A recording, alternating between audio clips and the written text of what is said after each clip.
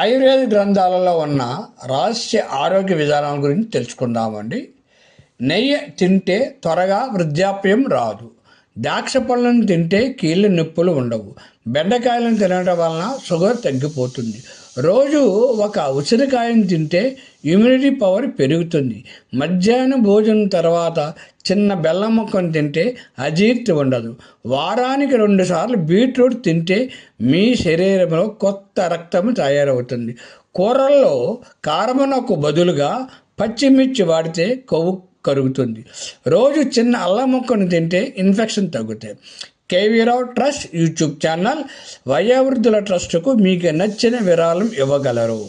KV Rao healthy YouTube channel వివరాలకు 9291517276 9493951854కు వివరాలు తెలుసుకోగలరు.